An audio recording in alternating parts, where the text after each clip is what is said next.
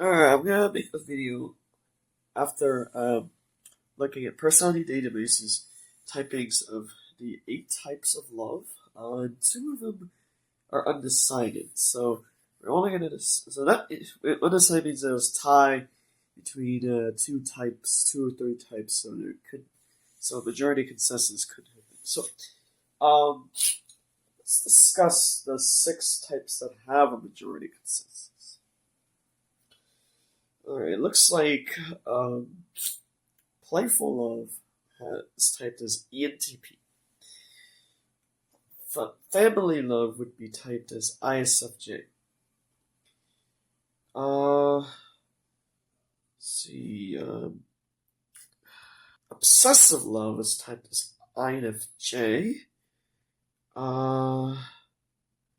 See, that's already 3 so far. Romantic love is typed as ESFP. Friendship is typed as ENFP. And self-love is typed as INFP. So, the only problem with these terms is that they don't really make a lot of sense in many ways. However, we can definitely try to interpret the types first, and then try to create a new word that makes a lot more sense in many ways. So let's look at the NFPs first. First of all, NFPs are known for several things. First of all, they really want to be alone. Ideally. Of course they'll have groups. If you have a group of only Delta types, or in this case, let's only have 2 types of NFPs, you're going to see a different type of interaction stuff. Now, obviously, you have to be careful not to borrow too many things from sociologics. However, from my experience with NFPs, they're very they're very similar to STJs, but they're also a little different. So NFPs, really take the time to understand certain things. However, that doesn't mean they won't make mistakes. Now, and however, here's the problem here. The ENFP typing for friendship is 7 wing 6. So that excludes the other Enneagram types. So what does that mean? We have to define the word friendship. So if we're defining it based on the typing itself, it basically refers to, first of all, I have some experience with ENFP 7 wing 6 before. You get the sense that, when ENFP 7 wing 6, it's like, they'll allow you to make mistakes without telling you the mistakes itself. Now, of course, there's a lot of conditions along with the lines. So it's like, there's a lot of, for example, it's like, let's say you're given a test, and you're supposed to figure out, the mistakes you made, right? So, that way, from my experiences, from my past lives, I would not exactly describe it as friendship. However, we have to deal with the English language, and not only the English language. Anyway, so what does that refer to? ENFP 7 wing 6. It refers to so that certain things are really valued. So we look at the contrast, which is the INFJ typing of obsessive love.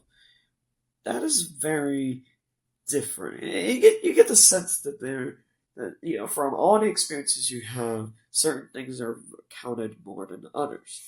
So certain moments in your life will be more valued than others, which isn't fair in many ways, but it's like, that is just how it is, right?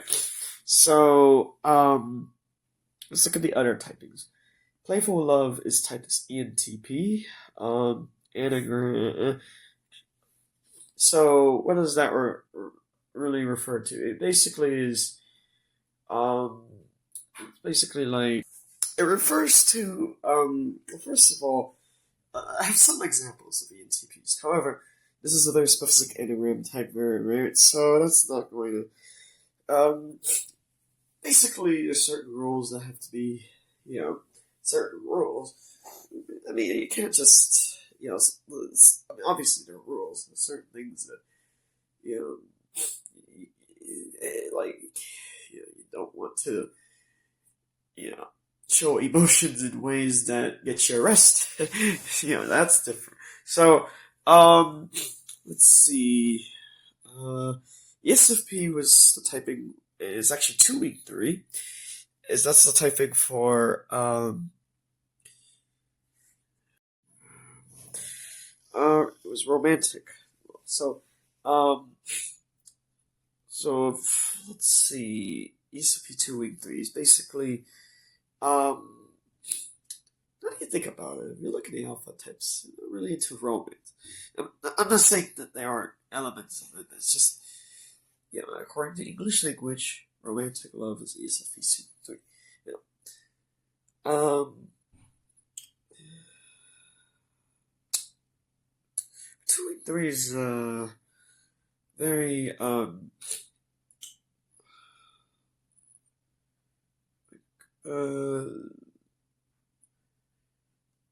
with this particular type itself, it's you get the sense that there's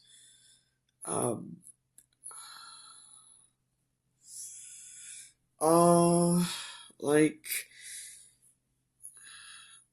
I mean, it's just like, I have read books before, I've watched movies before where there's romance. It's just, it's, I guess the best comparison is basically, I guess it really does compare to capitalism in many ways. Now, capitalism is a philosophy system. I'm not saying that romance didn't exist in the past. You could ask a history major or historian on that. But ESFP definitely makes sense. Especially, alright, let's see here. Let's see. Self-love is very, its type is INFP. So, what is that? It's just like, based on my experiences with INFPs and my research, basically, you really have to understand diplomacy. Now, diplomacy is usually referred to when a country, sends a diplomat. No, that's not what I refer to. That's not really what it means. So it basically is, you really just have to, because the word self-love doesn't,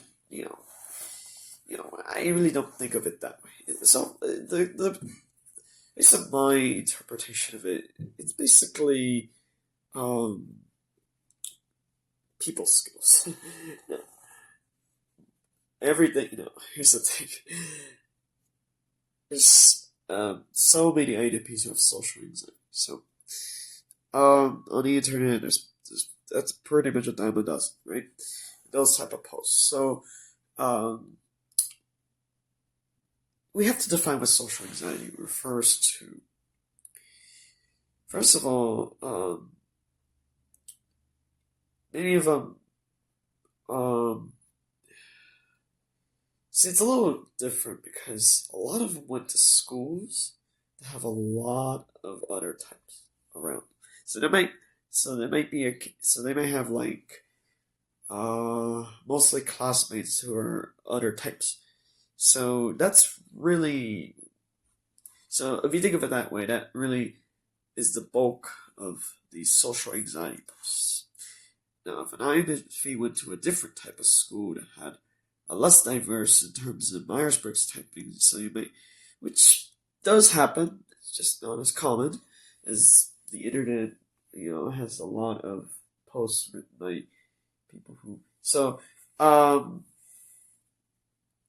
it took me a while to communicate these things. So how does that explain what it? But first of all, other languages may not agree with the word on it, but it is synonymous that most people would not agree on the philosophy of what did I say? It was his name, Ernest Hemingway. So, of course, a lot of people do get forced into relationships. Again, they just made a few mistakes and they just got into these relationships. And it's like, the mistakes are like, really trivial, right? In my opinion.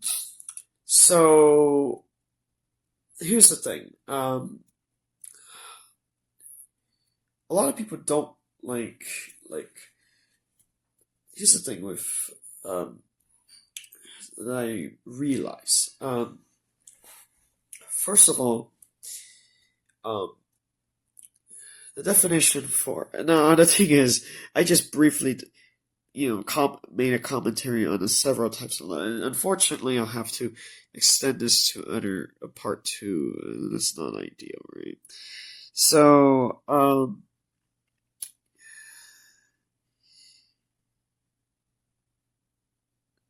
that's not ideal for a lot of reasons. So, there's so it's like let's see if I can think of an example.